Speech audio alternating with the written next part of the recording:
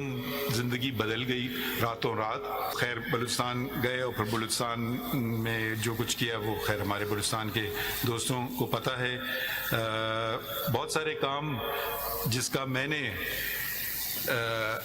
जिसका लोग मुझे सिला देते थे कि मैंने किया, उसके पीछे मेरी अहलिया थी। उनकी बस दो शर्त थी, एक कि उनका नाम नहीं बताया जाएगा और कोई मुआवजा और किसी किस्म का कुछ नहीं होगा। अदलिया की तारीख का एक और एहतमाम। चीफ जस्टिस पाकिस्तान जस्टिस काजी फायज ईसा आज रिटायर होंगे। चीफ जस्टिस काजी फायज ईसा ने अपने एजाज़ में सुप्रीम कोर्ट में फुल कोर्ट रेफरेंस से खिताब करते हुए कहा, एक कागज़ एक पार्टी के लिए फ़ायदा दूसरे के खिलाफ होता है। सच क्या है सिर्फ अल्लाह ही जानता है। कभी कॉज लिस्ट बनाने में दखल नहीं किया। हो सकता है कि बेपनाह फैसले गलत किए हों। इंसाफ देना हमारा फ़र्ज़ है। मेरी आज़ादी में कुछ घंटे रह गए। मजीद बोले कि मुझे एक दफ़ा कॉल आई कि चीफ जस्टिस बुला रहे हैं। मुझे लगा कि चीफ जस्टिस ने डांटने के लिए बुलाया है, क्योंकि मैं अंग्रेज़ी अखबार में लिख रहा था। मगर उन्होंने कहा कि बलूचिस्तान में कोई जज नहीं, आप चीफ जस्टिस बने। चीफ जस्टिस बलूचिस्तान बनने के बाद ज़िंदगी बदल गई। बलूचिस्तान में जो काम किए उनका लोगों को मालूम है। फुल कोर्ट रेफरेंस में जस्टिस मलिक शहजाद, जस्टिस अतर मिनुल्ला, जस्टिस मुनीब अख्तर और जस्टिस आयशा मलिक ने शिरकत नहीं की।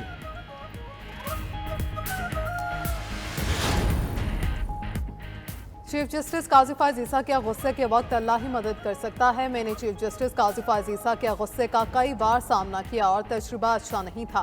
नामजद चीफ जस्टिस याहिया अफरीदी का फुल कोर्ट रेफरेंस से खिताब। बोले, चीफ जस्टिस काजी फायज ईसा की कमी महसूस करेंगे। चीफ जस्टिस काजी फायज ईसा को बेहतरीन इंसान पाया। वो अच्छा वक्त गुजर चुका है, उनसे बहुत कुछ सीखने को मिला।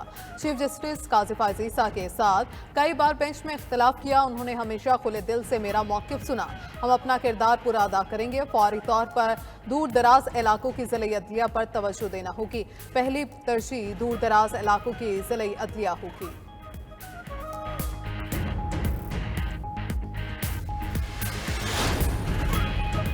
चीफ जस्टिस काजी फायज ईसा अदलिया में मुदाखलत पर मिली भगत के मुर्तकिब रहे। उनकी नज़र में अदलिया के फैसलों की कोई कदर और इज्जत नहीं। जस्टिस मंसूर अली शाह ने रजिस्ट्रार सुप्रीम कोर्ट को एक और ख़त लिख दिया। ख़त में कहा कि चीफ जस्टिस काजी फायज ईसा के एजाज़ में रेफरेंस में शिरकत नहीं करूँगा। चीफ जस्टिस का काम अदलिया का दिफा करना है। चीफ जस्टिस काजी फायज ईसा अदलिया पर बैरूनी असरात और दबाव से लाताल्लुक़ रहे। उन्होंने अदलिया में मुदाखलत के दरवाजे खोल दिए। जस्टिस फायज ईसा ने अदलिया का चेक एंड बैलेंस नहीं रखा। अदलिया का दिफा करने की हिम्मत नहीं दिखाई। मौजूदा चीफ जस्टिस काजी फायज ईसा ने अदलिया को कमज़ोर करने वालों को ग्राउंड दिया। चीफ जस्टिस ने कहा कि फैसलों पर अमल दरामद न किया जाए। जस्टिस काजी फायज ईसा ने अपने साथी जजेस में तफरीक पैदा की। जजेस में तफरीक के तासुरात तादेर अदलिया पर रहेंगे।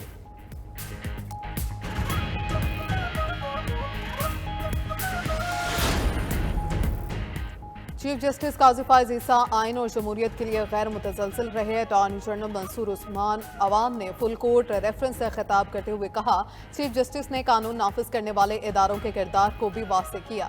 उन्होंने मुतादिद तारीखी फैसले दिए। चीफ जस्टिस का आम इंतखाबात के इनेकाद में अहम किरदार है। चीफ जस्टिस बनते ही फुल कोर्ट रेफरेंस बुलाया गया और मुकदमात को बराह रास्त नशर करने का फैसला किया। Vice chairman Pakistan bar council Farooq H Naik बोले, जस्टिस काजी फायज ईसा ने कई गैर कानूनी फैसलों को दुरुस्त किया। उन्होंने डैम फंड हुकूमत को मुंतकिल करने का हुक्म दिया। अदलिया बैरूनी मुदाखलत से आज़ाद होनी चाहिए।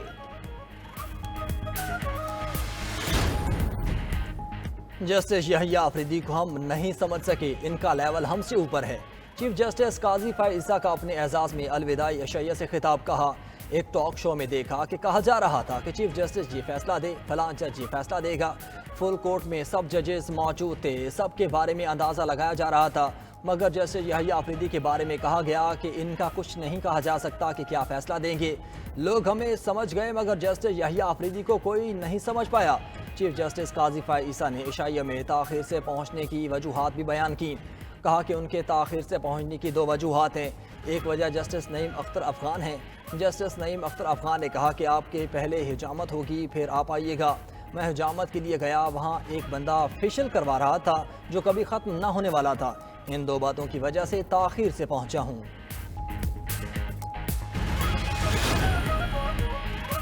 नामजद चीफ जस्टिस याहिया अफरीदी कल अपने अहदे का हल्फ उठाएंगे। हल्फबरदारी तकरीब कल सुबह 11 बजे ऐवान सदर में होगी। सदर मुमलिकत आसिफ अली जरदारी नामजद चीफ जस्टिस से हल्फ लेंगे। तकरीब के तमाम इंतजामात मुकम्मल, मेहमानों को दावतनामे भी जारी। अदालती रोस्टर के मुताबिक जस्टिस मंसूर अली शाह आज से 1 नवंबर तक छुट्टी पर हैं। नए चीफ जस्टिस याहिया अफरीदी की तकरीब में हल्फबरदारी में शरीक नहीं हो सकेंगे।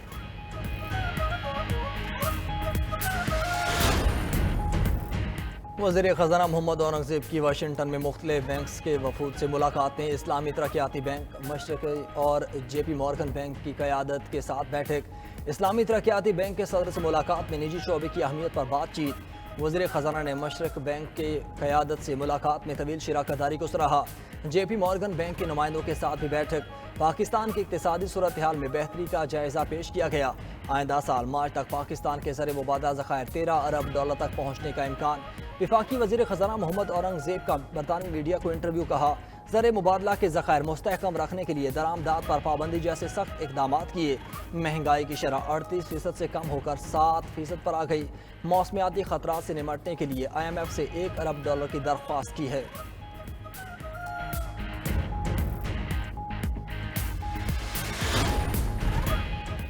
पाकिस्तान स्टॉक मार्केट में तारीख रकम 100 इंडेक्स 90,000 की सतह अबूर कर गया। इंडेक्स में 1100 पॉइंट्स का इजाफा रिकॉर्ड। 100 इंडेक्स पहली बार 90,000 पॉइंट्स की सतह अबूर की। गुज़श्ता रोज़ भी स्टॉक मार्केट में 1751 पॉइंट्स का इजाफा हुआ। मार्केट 88,945 की सतह पर बंद हुई थी।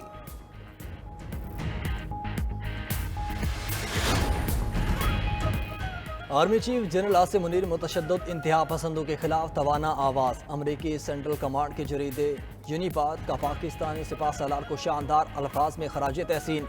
मजमून में जनरल आसिम मुनीर की पेशा वाराना और कायदाना सलाहियतों का एतराफ़ किया गया। सेंटकॉम जरीदे के मुताबिक जनरल आसिम मुनीर को ऐसे लीडर के तौर पर याद किया जाएगा जिनका अवलीन अज़म पाकिस्तान की सलामती, इस्तेहकाम और खुशहाली है। इनकी क़यादत में फितना और खारिज के खिलाफ वसी फौजी ऑपरेशन हुए। General Asim Munir 5th generation warfare से दरपेश चैलेंजेस को तस्लीम करते हैं। पाकिस्तान की खुद मुख्तारी के लिए फ़ौज की तैयारी पर जोर देते हैं।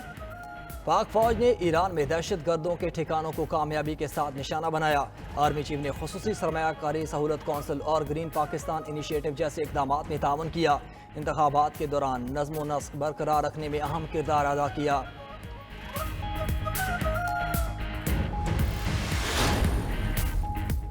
बानी PTI की हमशीरा अलीमा खान और उस्मा खान की जमानतें मंजूर। इस्लामाबाद के इंसदाद दहशतगर्दी की अदालत का दोनों बहनों की रिहाई का हुक्म। अलीमा खान और उस्मा खान की रिहाई की रोबकार जारी। रोबकार इंसदाद दहशतगर्दी अदालत के जज अबुल हसना जुल्करनैन ने जारी किए। PTI वकला रिहाई का परवाना लेकर जुडिशल कॉम्प्लेक्स से जेल पहुंच गए। थाना कोहसार के मुकदमे में अलीमा खान और उस्मा खान 4 अक्टूबर से गिरफ्तार थीं। दोनों बहनों को PTI एहतजाज के तनाजुर में गिरफ्तार किया गया था।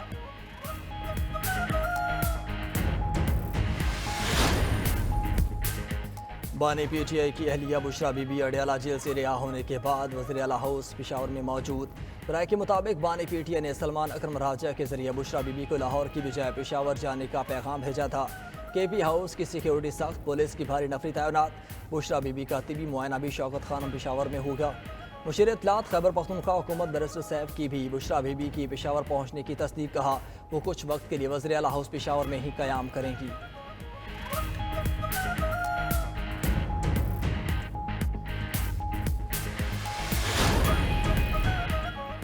बानी PTI से वकला की मुलाकात पर पाबंदी पर तौहीन अदालत का केस। इस्लामाबाद हाई कोर्ट के जस्टिस सरदार एजाज इसहाक खान ने फैसल चौधरी की दरखास्त निपटा दी। दौरान समाअत वकील फैसल चौधरी ने कहा, जेल में बानी PTI के बुनियादी हकूक की खिलाफ वर्जी की जा रही है। जस्टिस सरदार एजाज इसहाक खान, आप इसके लिए अलग दरखास्त दायर करें, मैं इस केस के स्कॉप से बाहर नहीं जाऊंगा। एडवोकेट जनरल ने अदालत को आगाह किया कि 3 वकला की बानी PTI से 1 घंटे से जायद की मुलाकात कराई। बानी PTI से वकला की मुलाकातों के अदालती हुक्म पर अमल दरामद कराया जाएगा।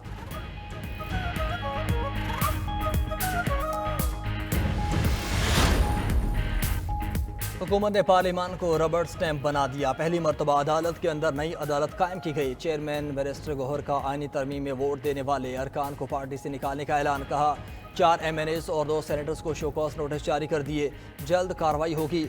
बुशरा बीबी की रिहाई किसी डील का हिस्सा नहीं। तोशाखाना केस में बानी PTI पर केस झूठा है। अपोजिशन लीडर उमर अयूब ने सरगोधा में मीडिया से गुफ्तगू में कहा कि आसिफ अली जरदारी और नवाज शरीफ ने तोशाखाना की गाड़ियां बेची, उन्हें जेल में होना चाहिए। बानी के हुक्म पर मौलाना फजलुर रहमान से मुज़ाकरात जारी रखेंगे। नवाज शरीफ बैरून मुल्क जा रहे हैं, क्या उनके प्लेटलेट्स फिर से गिर गए?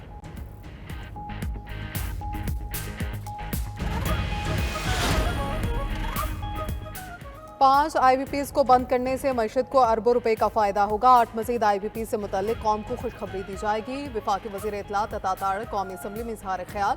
कहा, वज़ीर आज़म की बिजली की कीमतों में कमी पर भरपूर तवज्जो है। अगली गर्मियों के मौसम से पहले बिजली की कीमतें मजीद कम हो जाएंगी। हर साल वफाकी हुकूमत 300 यूनिट तक 276 अरब रुपए की सब्सिडी फ्राहम करती है। के इलेक्ट्रिक को 174 अरब रुपए की सब्सिडी दी जा रही है।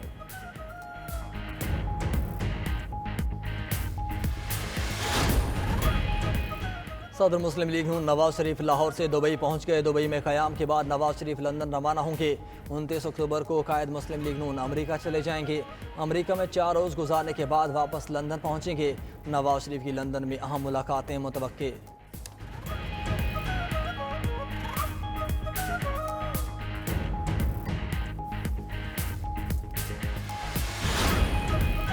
मुल्क में सियासी गहमा गहमी बहुत अरसे से जारी थी। कुछ अरसे पहले सियासी गहमा गहमी अंजाम तक पहुंची है। सीनियर सूबाई वजीर सिंध शर्जील मेमन की कराची में प्रेस कॉन्फ्रेंस। कहा, सिंध हुकूमत आवाम को सहूलियात फ्राहम कर रही है, आवाम को रिलीफ देने पर तवज्जो देनी चाहिए। तालीमी इदारों और अस्पतालों को सोलर पर मुंतकिल करने जा रहे हैं। सिंध में 2 लाख खानदानों को सोलर सिस्टम दिया जा रहा है। सेंट्रल जेल को सोलर पर मुंतकिल किया गया।